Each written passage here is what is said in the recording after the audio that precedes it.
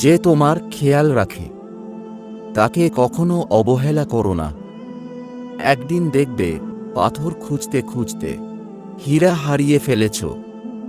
যারা দুর্বল তারা প্রতিশোধ নেয়, যারা শক্ত তারা ক্ষমা করে দেয়, আর যারা বুদ্ধিমান তারা এড়িয়ে যায়। ঘৃণিত হওয়ার চেয়ে কষ্টের হলো অবহেলিত হওয়া, কেননা সেক্ষেত্রে তুমি তোমার অস্তিত্বই খুঁজে পাও না। সমালোচনা এড়িয়ে চলাই উত্তম। মূল লক্ষ্য থাকা উচিত নিজের গন্তব্যের দিকে। একবার কারো কাছে অবহেলিত হলে তাদের আর পুনরায় বিরক্ত করো না।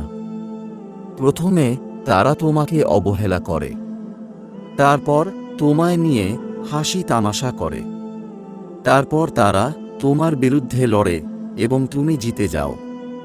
সবচেয়ে অবহেলিত ব্যক্তি মাঝে মাঝে সবচেয়ে উদার ব্যক্তি হিসেবে পরিচিত হয়, যে কিনা সেটার জন্য লড়াই করতে চায় না। দীর্ঘ সময় ধরে যখন কোনো বন্ধু অবহেলা করে, তখন বুঝতে হবে যে সে আসলে বন্ধুই ছিল না, শুধু অভিনয় করে গিয়েছে। একা থাকাকে একাকিত্ব বলে না, সবার কাছে অবহেলিত হয়ে খেয়াল রাখার কাউকে না পাওয়াকে একাকিত্ব বলে।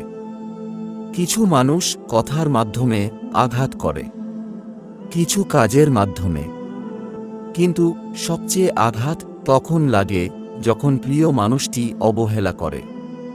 যখন কেউ অবহেলা করে, তখন যে কাজটি করা ভালো তা হল বুক ফুলিয়ে চলা। আমি তোমার জন্য সব কিছু অবহেলা করলাম, আর তুমি সব কিছুর জন্য আমাকে অবহেলা করলে। যার কাছে আপনি নিজেকে যত বেশি প্রকাশ করবেন, তার কাছেই আপনি সবচেয়ে বেশি অবহেলিত হবেন। অবহেলা মানেই জীবন শেষ নয়। একজনের কাছে অবহেলিত হতে পারো, তবে সবার কাছে নয়। কাউকে অবহেলা করে কেউ কোনো দিন ভালো থাকতে পারে না। কাউকে এত বেশি অবহেলা করবেন না যাতে সে আপনাকে ছাড়া বাঁচতে শিখে যায়। কাউকে অবহেলা করা কতটা কষ্টকর তুমি সেদিন বুঝবে, যেদিন তোমাকেও কেউ অবহেলা করতে শুরু করবে। মানুষ খুবই অদ্ভুত, যে অবহেলা করে তার কাছেই সে বেশি যেতে চায়, আর যে তাকে গুরুত্ব দেয় তাকে সে অবহেলা করে। ভাগ্যে অবহেলা থাকলে হাজার চেষ্টা করেও গুরুত্ব পাওয়া যায় না। আজকে যাকে তুমি অবহেলা করছো, কিছুদিন পর আবার তাকেই খুঁজবে, আফসোস করবে, তবে তাকে আর পাবে না। বন্ধুরা, আজ এ পর্যন্ত।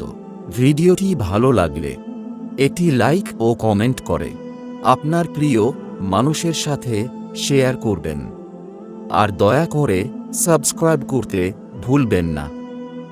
ভালো থাকবেন, সুস্থ থাকবেন। আপনার দোয়া ও আশীর্বাদ কামনা করছি।